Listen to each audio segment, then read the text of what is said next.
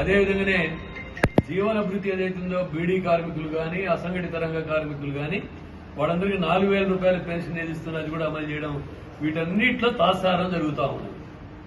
కేవలం ఒక కమిటీ వేయడం, కాలయాపన చేయడం, అదేవిధంగా ఇదివాదిగా చెప్పడం, కాలం వెడబుచ్చడం, టైం వెడ తీసుకోవడం అనేటువంటిది ఏదైతుంది కొనసాగిస్తూ ఉన్నది.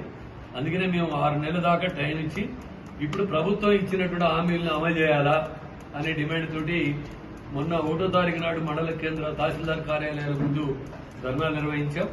అదేవిధంగా 8వ తారీఖు నాడు రాష్ట్రంలో వివిధ జిల్లాల్లో కలెక్టర్ కార్యాలయాల ముందు ధర్నాలు నిర్వహించాం. అది మీకు తెలుసు. అదేవిధంగా దానిలో భాగంగానే కొనసాగింపుగానే ఈ నెల 22వ తేదీ నాడు చలో హైదరాబాద్ కార్యక్రమం నిర్వహిస్తున్నాం. ఆ ప్రదర్శన నిర్వహించి ఇందిరా పార్క్ దగ్గర ధర్నా నిర్వహించి ప్రభుత్వానికి వినతి పత్రం ఇవ్వాలని చెప్పి మేము కార్యక్రమం తీసుకున్నాం. కాబట్టి ఇప్పటికైనా రాష్ట్ర ప్రభుత్వం ఇచ్చిన హామీల్ని అమలు చేయడానికి చిత్తశుద్ధితోటి కృషి చేస్తుందా లేదా అనేటువంటి ప్రజలకు తెలియజేయాలా. వాళ్ళకి చిత్తశుద్ధి ఏమైనా ఉందని నిరూపించుకోవాలంటే ఈ హామీల అమలుకి వెంటనే చర్యలు తీసుకోవాలని చెప్పి మేము డిమాండ్ చేస్తాం.